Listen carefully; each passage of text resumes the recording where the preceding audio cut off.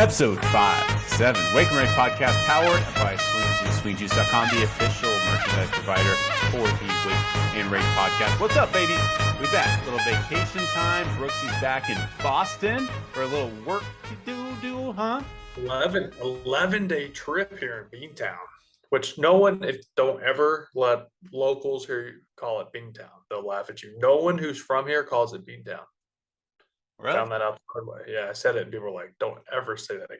How was your birthday? Before I answer that, it makes sense because I called it Beantown the one time I went up to Boston and I got some dirty looks. Yeah, don't do that. It makes sense now. Birthday was good. It's like a touristy thing to do.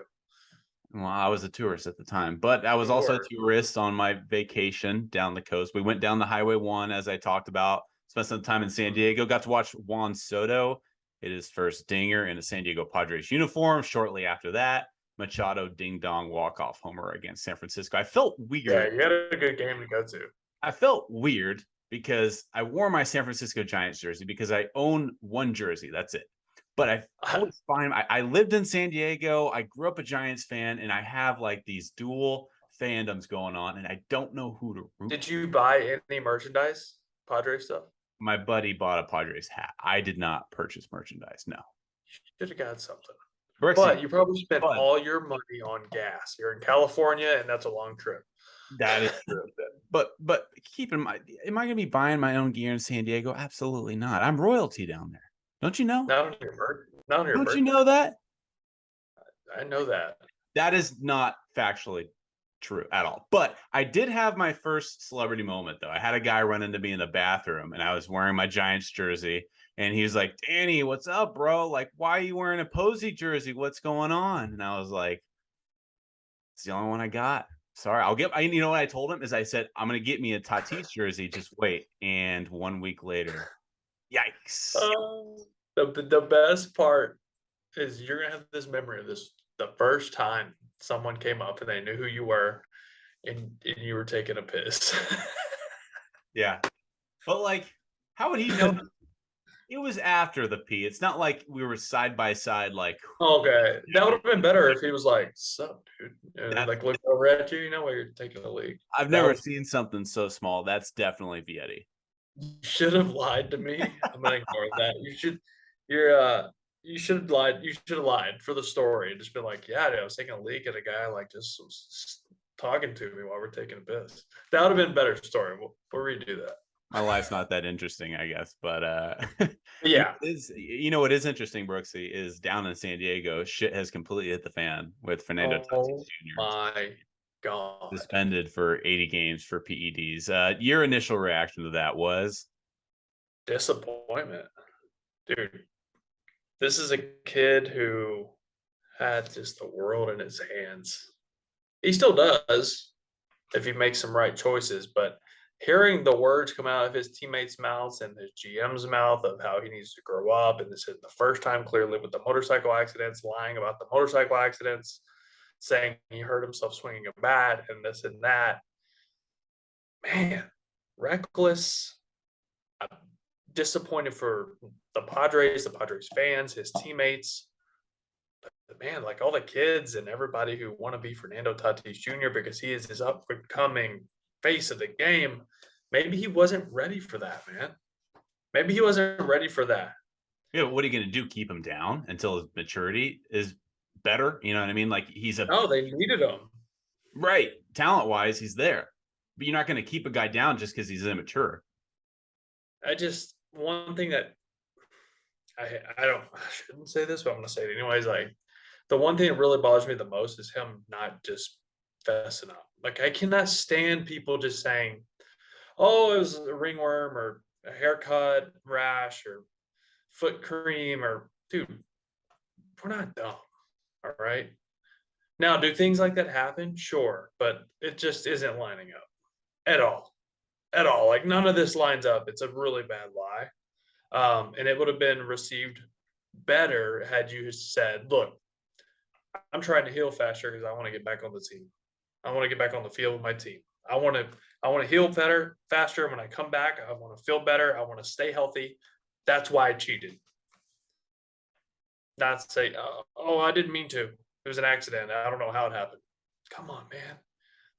That's I'm gonna screw up the term for this, but if you are taking that Clusterfuck. yeah, but if you're using it as an anabolic steroid, you are it's was it intravascular? Is that the word where you have to use a syringe and put a needle in yourself? There's no accident with that, and the league isn't going to bang you. They're not going to give you this massive suspension if it's like a small trace of something. That's when you appeal it if it's actually the truth, and they say, oh, it was just smallest trace. Like if you had been injecting yourself with stuff, we know how much it's going to show.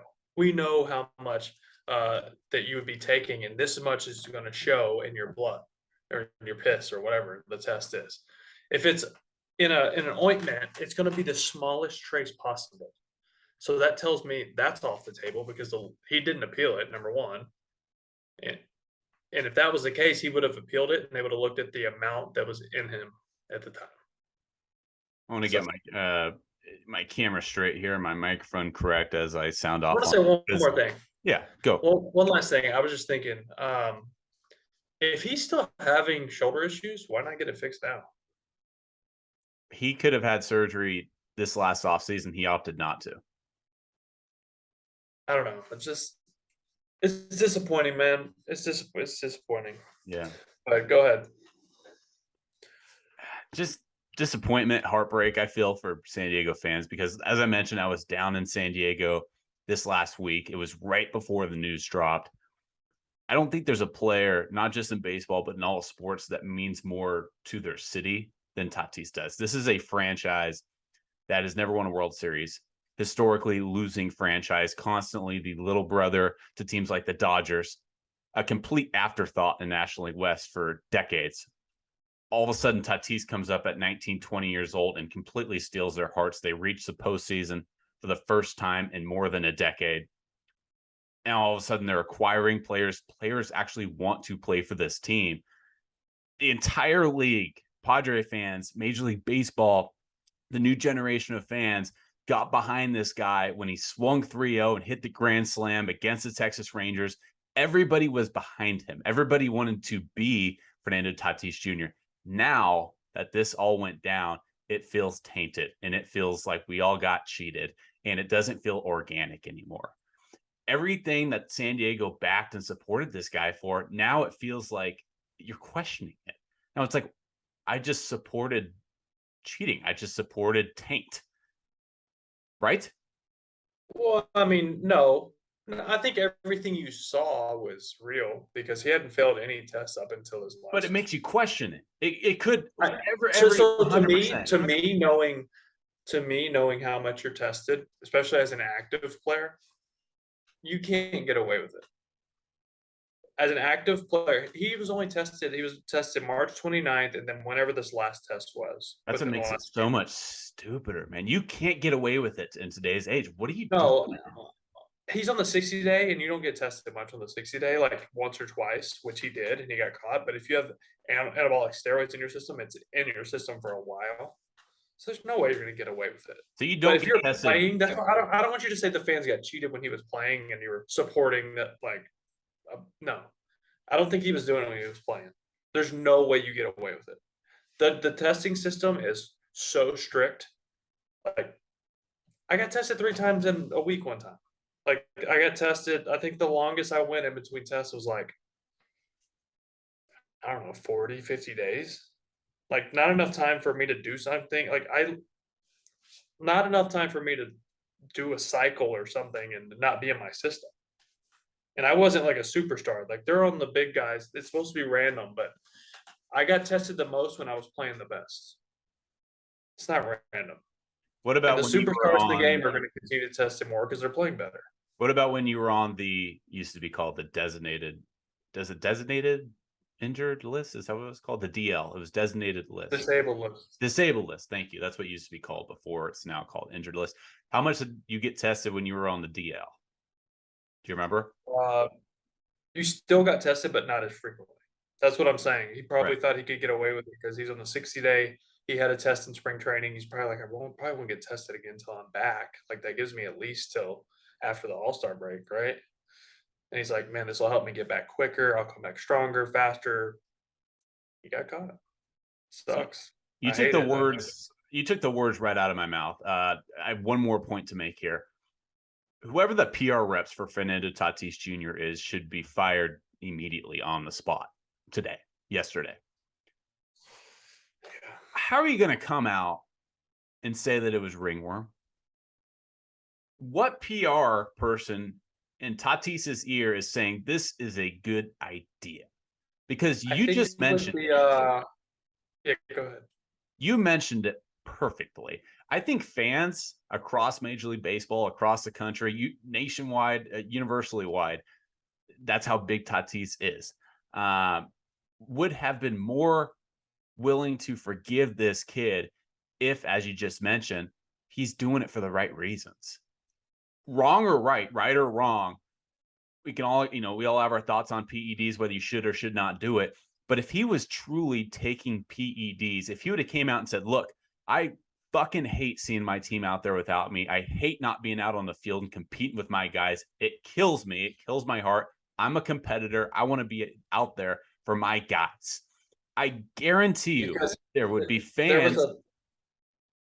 There was an inkling in him that thought, we can do this and maybe I can get away with it. That's bad PR. That's what I'm saying. So their PR reps should be fired immediately, because if he comes out and he says, I wanted to be out there with my guys, that's why I did it. I messed up. I made a huge, massive mistake. It will never happen again. But that is the true reason why. I don't think we're sitting here arguing about why he did it, why he didn't do it, why he made this excuse, that excuse, because we all make mistakes. Time out though. Let's not get too far away from the fact that he cheated. Like, if I murder someone and I'm like, have a good reason why I murdered him, like, it's still murder.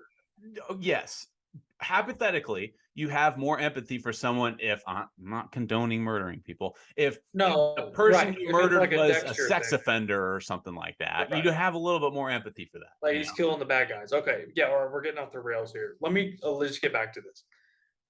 He's let's say the rest of his career, he never fails another test, but he hits 500 homers, Hall of Famer. Is he a Hall of Famer? I posed that question on Twitter. The majority said no. I would say no. But that was also immediate response, and time heals. If he's a Hall of Famer, then they better Barry Bonds, Clemens, like all these guys got to be in the Hall of Fame. Yeah, Bonds never even failed a test. We've had this conversation, but by that time, by the time Tatis is on the we know Bonds. We know Bonds Jews. We know that. We're not done. We're not done. But he never failed a test. But Tatis actually, under rule, cheated. Like Pete Rose cheated. He cheated the rule. He's the hit king. He should be in the Hall of Fame. But he cheated, so they won't let him in. Fernando Tatis might go down as one of the best players of all time, but he cheated. So same thing.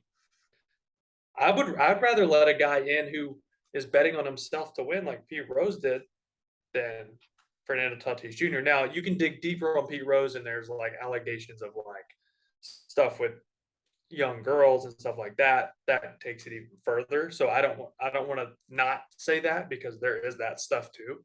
But if we're just talking about how he broke baseball rule of betting, and Tatis broke rule by PEDs, you still broke the rules. You still, I think the PEDs are worse than betting on the game, especially if he bet on his team to win as a manager. To win. It's not like he's throwing games. At least we don't know if he did. You know. What was your reaction?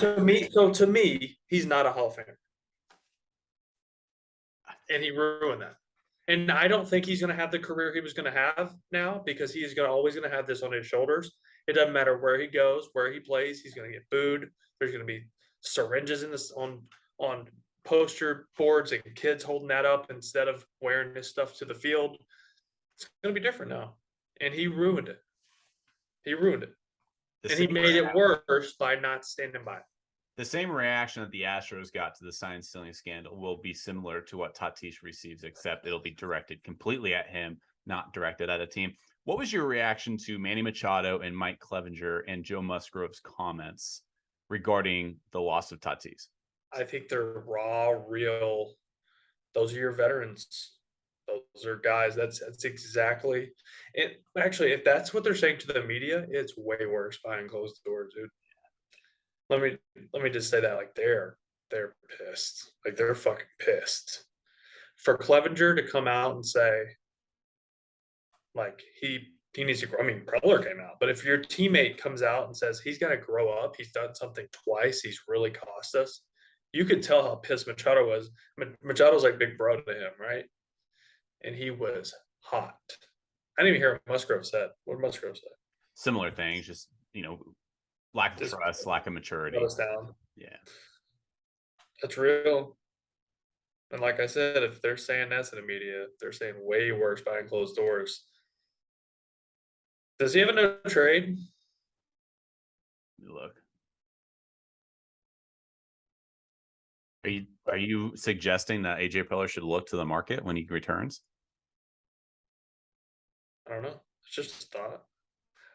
If his teammates, He has a full no trade clause through the 2028 season.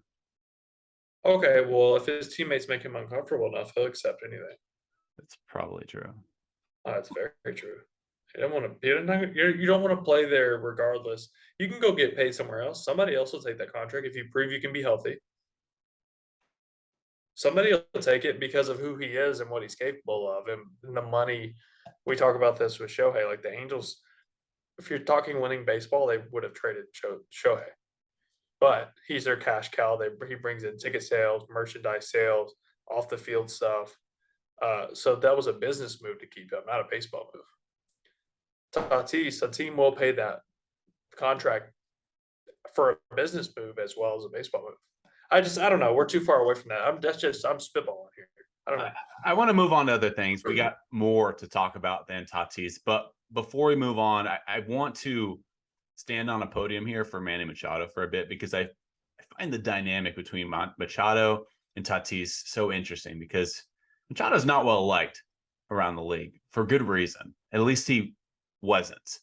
And Red Sox fans aren't going to want to hear this because of the vendetta that they hold against Machado for what he did to Dustin Pedroia. Understandably. I want to say this about Machado, especially Red Sox fans, because they don't see as much of him anymore. Because hold on, before you get into this, I want to just say, like, I didn't think Machado's slide was dirty. His foot was in the air, but his foot also hit the bag and then bounced into there. It's not like he tried to cleat Pedroia. And it didn't yeah.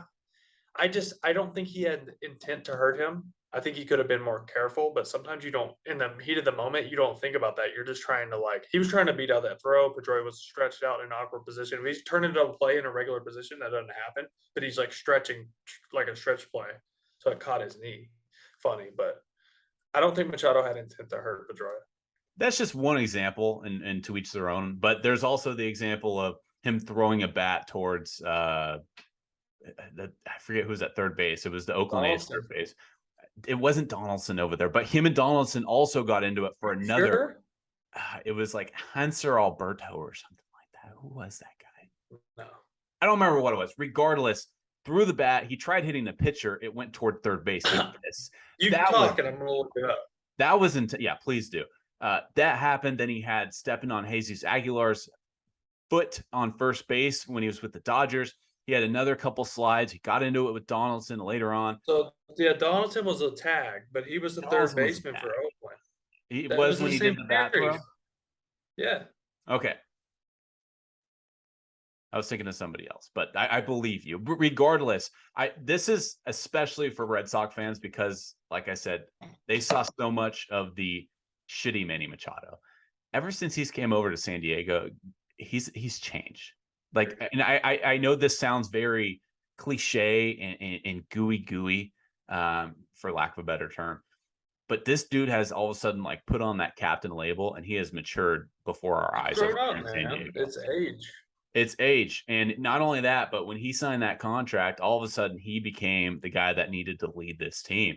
And that's despite all of Tatis's motorcycle accidents and injuries that they've been dealing with. And Hosmer's contract didn't work out. Will Myers' contract didn't work out. Manny Machado's been worth every single penny.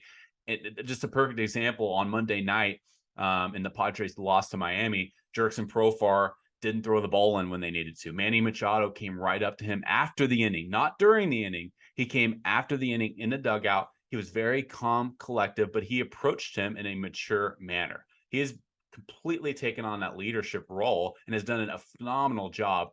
He's now becoming like the leader of San Diego. The city of San Diego that lost the Chargers, lost the Clippers, the San Diego Padres. San Diego is the biggest city in America with only one professional of the 4 North American men's sports team. They're the only one with only one. They're the only city with only one of those main leagues or main teams. Machado's the captain now. Like this city is behind him, and he's earned it because he really has matured. He's completely changed. He's not the Manny Machado of Baltimore. He's not the Manny Machado of Los Angeles when he was with the Dodgers. He's the Manny Machado of San Diego. He's a completely different guy. Totally agree. Different guy. I mean, you see this with a lot of players. They're young, they come up, they have like everything given to them. Not given to them, but you can get a little overwhelmed with the big leagues when you're that young, especially when you're a star. And just to keep it simple, you get big headed, you know. You're like, he was 19 too when he got brought up. Stink, you know? Yeah. So I don't know. He learned the hard way a lot of, but at the end of the day, he learned, right? We're seeing the best of Manny Machado right now. You wanted to really watch the Red Sox Yankees on Sunday nights. Is it time to panic in the Bronx? Because the Yankees are, I think, 8-15 since the All-Star break last I checked. And they're still 9 games up in a division as we are here on Monday. They lost again on Monday. To the Rays. And they asked Aaron Judge afterwards, after the game on Sunday, and he said, if you told us before the season we'd be 10 games up in the division in August, I'd tell you great. But on the flip side, if the season ended today, I don't think if you're the Yankees, you don't like where you're at. You're not playing good baseball right now. You're not healthy. Where's your panic meter? This is all health related, and as good as they've been all year, it was inevitable they were going to hit a cold streak. Like that's just baseball, right? But I think a lot of it has to do with their offense just is struggling right now, and their offense has been so good, but Stanton's out, LeMahieu's out. LeMahieu was cold as ice. Then he's hurt. Carpenter, who had I think like an 1150 OPS through 47 games, like that was a big part of your offense. He's out. Severino's on the 60-day. You traded Jordan Montgomery for Harrison Bader, and he's hurt. Mm-hmm. And then your bullpen, Michael King, those guys are out too. So, but as of late, it's more their offense has been hurt. So, I wouldn't panic yet. They stink right now. They're like 1-2 of their last 10, I think. But, I think they'll be okay. They're still hitting. Right. They're still hitting long balls. So they're still the first half of the season before the All-Star break. They had 157 homers. That was first in Major League Baseball. Since the All-Star break, they have 35 home runs, which is tied for the Dodgers and Cardinals for most home runs, but they're not getting on base. Their on-base percentage has gone down to 18th in the league post All-Star break at 3. Yeah, they're like 17th in batting average, I think.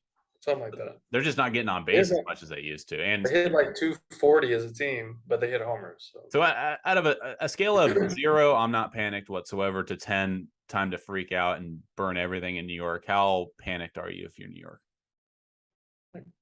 4 or 5. 4 or like 5. Middle range, like you're uncomfortable because you've gotten accustomed to them just crushing people, and now they're coming back to earth a little bit, which we were waiting. We talked about this. When are they going to get hurt? When are all their guys going to get hurt? And they're having to run Aaron Hicks out there to center field. He's not good. He's not good. You see the play that he did not make in center. He took like a 3-point turn to get there. Yeah. He used to be a really good defensive outfielder. He is, but when it rains, it pours in the big leagues, man. It's like when you're feeling the worst about yourself, if you feel like every other ball gets hit to you. When you feel terrible at the plate, you feel like every ball gets hit to you on defense. It's like, dude, come on. it's just piling on. But I wouldn't freak out. I was talking about a little earlier on Twitter, and a lot of Red Sox fans didn't like this.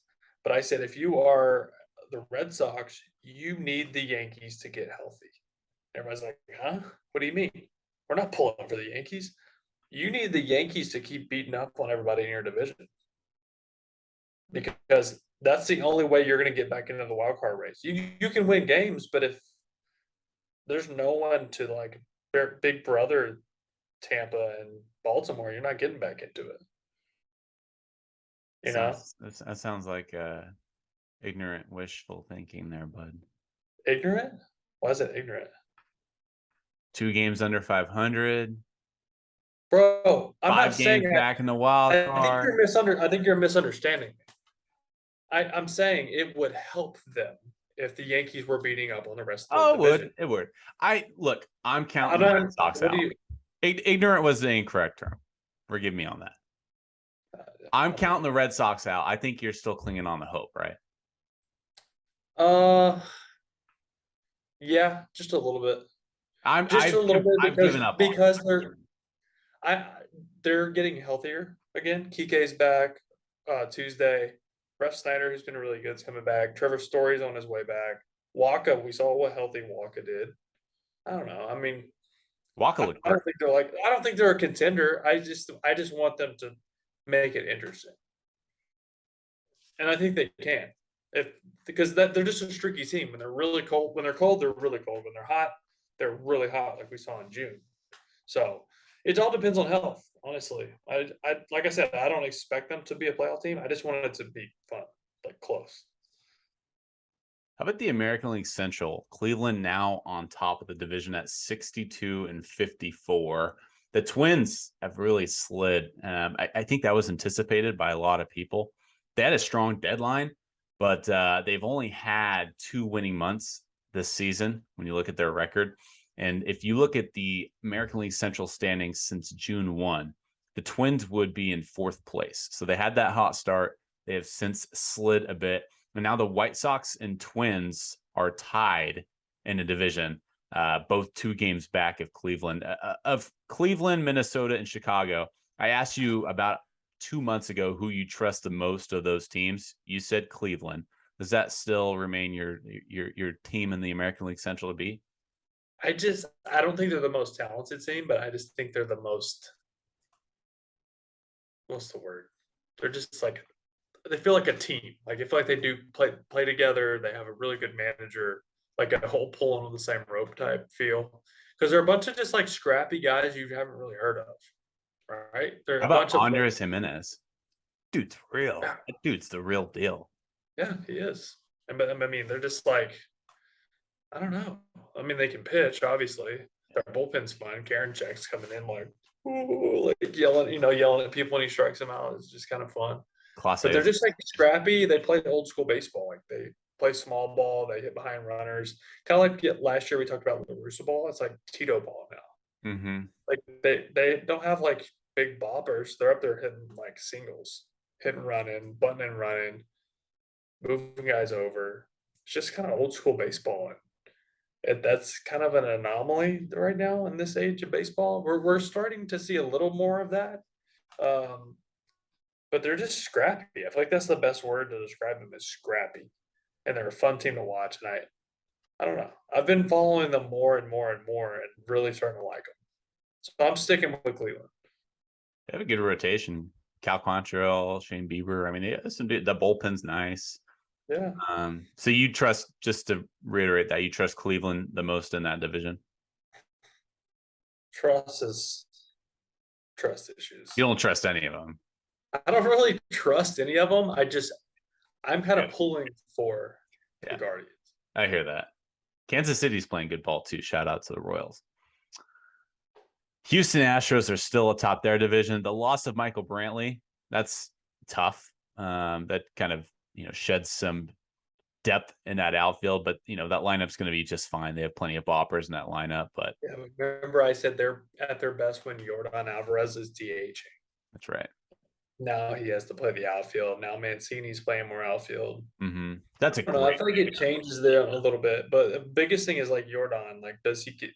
how are his legs once the postseason gets here if he's playing the outfield, if he's playing left field every day. So I don't know. He's young enough; he should be fine. The Dodgers just had a 12-game win streak as we transition over to the National League.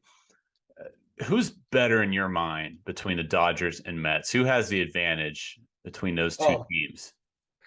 Right now, the Mets, especially with Buehler going down for the year. I agree, man. Everybody's just jumping on the back of the Dodgers. I get it, but now the Dodgers. The Dodgers they're really good. They have a what, 250 run differential? Like it's ridiculous. It's nuts. But Walker Buehler going down, that hurts. But Kershaw's hurt. Like their rotation is not good. I know Dustin May's on his way back. He looks good in his rehab starts. He'll be nasty. Gratterall, Blake Trinan. Yeah, man. Like they're beat up. They're beat up. Like I like the Mets. The Mets are the favorite right now, in my opinion. And I think Cookie Carrasco might have gone down tonight with like an oblique or something. Yeah. They had a rain delay. He was in the dugout like rubbing his side. So I don't know. That's something to watch. But they have depth. I mean, they were without DeGrom, Scherzer, and Tyler McGill most of the year. All right, their bullpen's holding it down. Their offense is now. Their offense had this stigma of no run support. They have all this great pitching. They can't even score 2 or 3 runs a game. Well, they're averaging like 5.5 runs a game. I think 5 runs a game, something like they're top 5 offense, slugging, batting average, on base, everything. They're a top 5 offense. So you go into the postseason with DeGrom, Scherzer, and Taijuan Walker. It's pretty good. That's nasty. And you have Chris Bassett to fall back on in a game 4 if you need it. A fallback. He's an all-star, right? Like he could throw 3. You can interchange him and Taijuan Walker based off of matchups. But I love how their 2 fallback guys were both all-stars last year.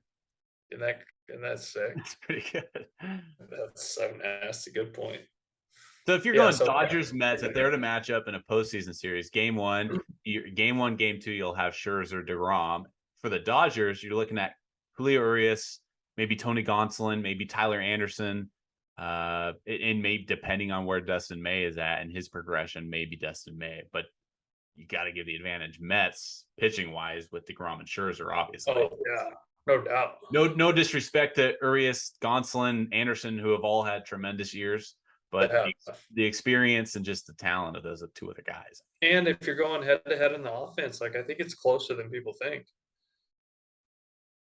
I want to stay in the National League East. I want to get your thoughts on the Philadelphia Phillies, who since June 1st, they have the 3rd best record in Major League Baseball, only behind the Dodgers and Atlanta Braves. And Bryce Harper posted to his Instagram story on Monday, and he was taking batting practice at what is there? Citizens Bank Park. There it is.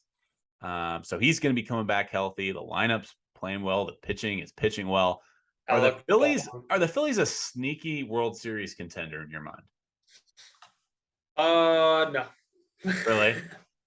I think they are a very clear playoff team. But okay, so hear me out. This is why they're not. All right, let me think about this. How I'm gonna say this. I'm thinking about their bracket in my head. All right. Okay, if they're the 5th seed, they're either going to play the Mets or the Braves, whoever doesn't win that division. Right. Both of those teams are better than them. Right? So then if they're the 6th seed, which right now, I think they're the 5th. They're the 5th seed right now. They're half a game up on San Diego right now. Mm-hmm. But if the Phillies are the 6th seed, they'll play the 3 seed, which is most likely going to be the Cardinals. So I do think they could beat the Cardinals, but then they would have to play the number 2 seed in the NLDS, the 2nd round, which would probably be the Mets. Mm-hmm. So that's why I don't think they are a World Series team, because I don't think they get past the Braves or the Mets. I see what you're saying. No one had the Braves getting past the Dodgers last year, though. Not the majority. Like I just don't think Syndergaard is that big of a deal. Like, mm-hmm.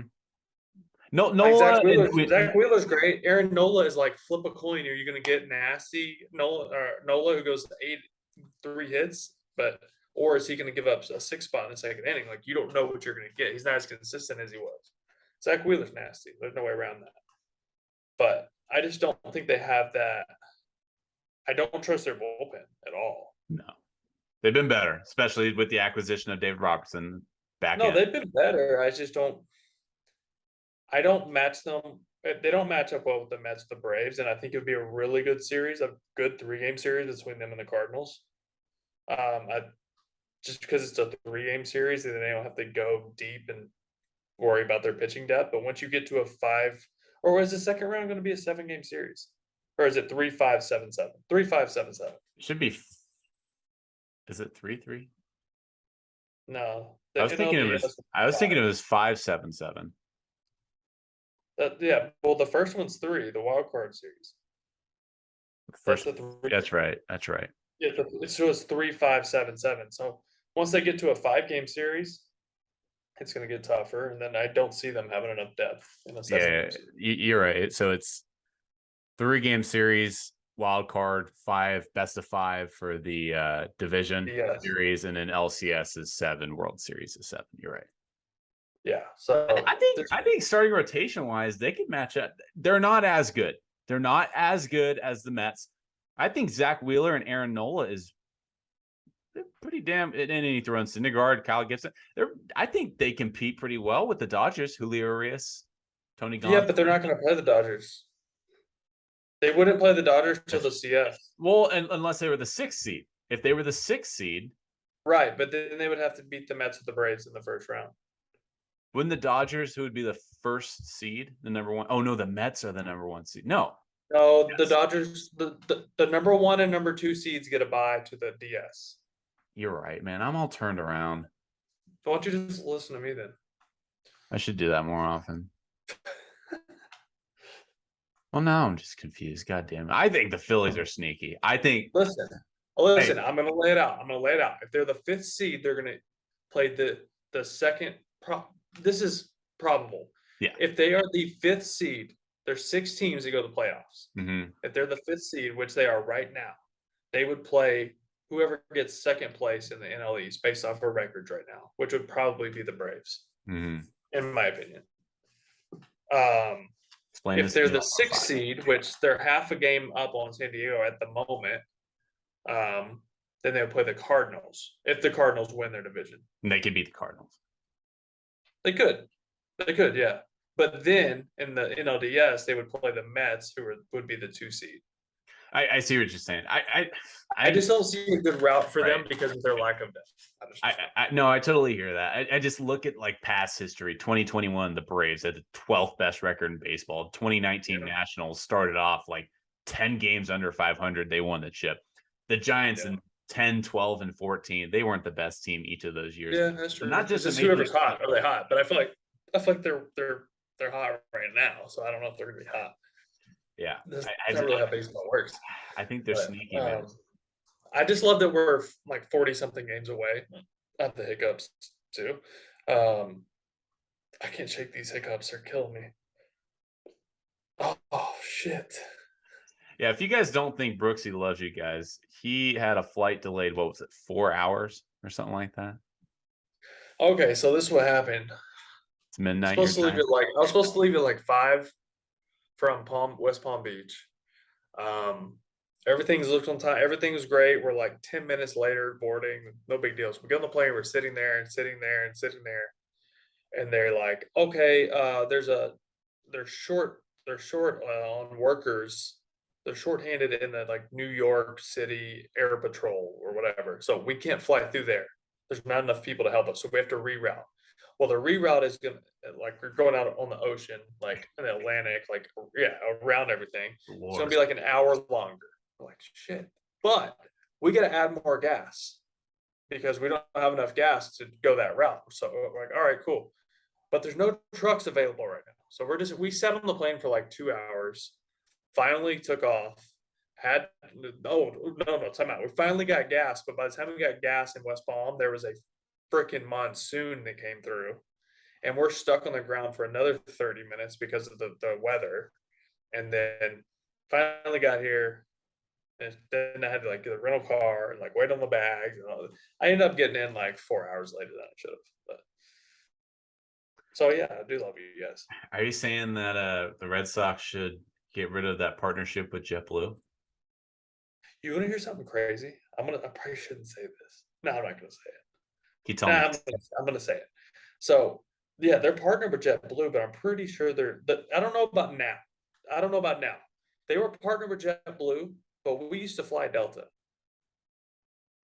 The team charter was a Delta plane, but they're sponsored by JetBlue. I don't know about now. Could you imagine being sponsored by Spirit Airlines? There's no chance the team's flying Spirit Airlines. There's no way. Do you fly Spirit? Do you fly Spirit? Have you ever flown Spirit Air? I've flown Spirit. I call it the side chick airlines. Like, you're not flying your wife on that. Like, I did Frontier once. They fly their. I've flown it. They charge you for everything. Yeah, everything. You know what? I know you want to get to bed, but while we're complaining about airlines, I have a story for you. So on our vacation, my birthday vacation last week, we're in Santa Barbara. So here was our plan was to drive down the Highway 1 down to Santa Barbara, fly from Santa Barbara to San Diego. So we're in Santa Barbara. Our flight in Santa Barbara to San Diego gets delayed. So we had a layover during our flight. We were supposed to go to Santa Barbara, to Oakland, to San Diego. I know it makes no sense, but just follow with me. Santa Barbara to Oakland, San Diego. Our flight from Santa Barbara got delayed, meaning our flight from Oakland to San Diego, we weren't going to make it. I call, and here's what they tell me. There was the last flight from Santa Barbara to Oakland that day. They couldn't get me on another one. They tell me that they can get me on the next flight, which was the next day, but they would not pay for my hotel. They would not pay for any sort of car rental. I said, I can get up to Oakland, but I'm going to miss my flight. Would you guys at least pay for my hotel in Oakland? I'll jump on a flight tomorrow. They said, absolutely not. We can't guarantee that. This was Southwest Airlines. I'm going to call them out because we don't have a partnership with Southwest Airlines, and I can do that. So what we ended up doing is canceling it completely and just decided to drive down via rental car from Santa Barbara down to San Diego. And we probably got there sooner than we would have had we taken the flight. But we paid a little bit more money doing so, just because gas is so expensive right now. That sucks. Hell of a story, huh? Moral of the story, take a train. It was like a 7-hour train. Our trains over here are not like your Northeast trains, my friend. They're not. I know you can get like trains over in the Northeast. You can get from New York City to Boston in what, 2 hours? Yeah. To get from Santa Barbara to San Diego here, it takes like 6-7 hours. It's not the same. Yeah. Bigger area to cover. But we don't have monsoons over here. We're talking about trains. I know. You dozing on me right now? Your eyes are closing, old man. It's been a long day. Catch Brooksy on Saturday. Pre and post game live. Ness and Brooksy will be there. Until next time, party people. Peace.